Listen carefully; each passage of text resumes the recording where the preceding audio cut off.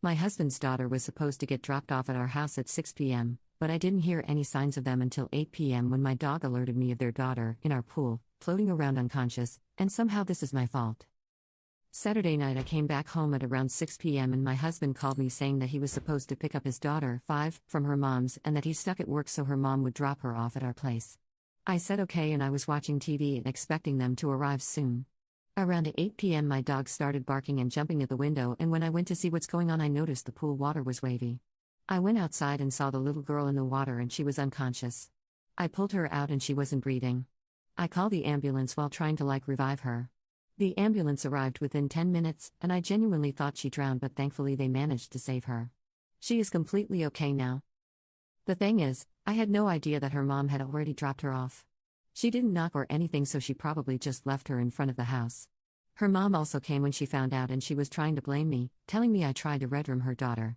I already told my husband that they didn't knock or enter the house and I had no idea the girl was even there. Everything became even more messy. Basically the woman kept on yelling at me, telling me how she's going to fight me and things like how she's going to hold me underwater, so I see how that feels. First of all, if it wasn't for my dog barking at the window I would have no idea the girl was in the pool and she would drown, because I had no fudging idea that the moron dropped her off in front of the house without even knocking or anything. I said this and she spit at me. The police ended up holding her back and then my husband came back too, and it was just so bad. After this I got calls from her parents and they also tried to threaten me on phone, but I just shut them down.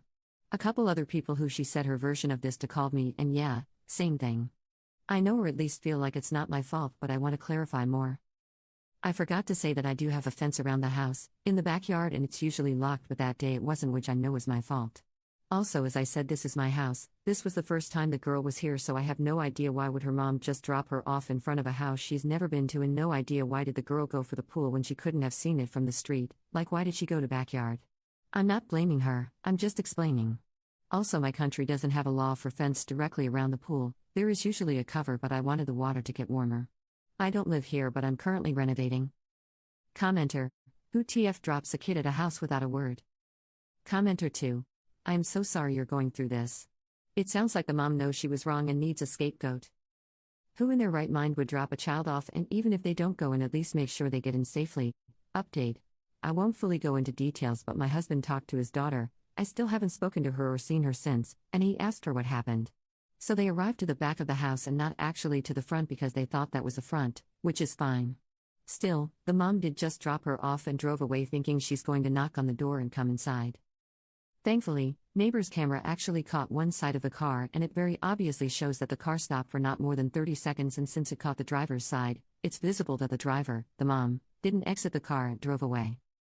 So the girl said that she was going to knock on the door, but she saw a frog in the grass by the pool and wanted to pick it and bring inside. Gate for the backyard was open and she went inside. Frog was running away from her and fell in the pool. She tried to reach for the frog and fell inside.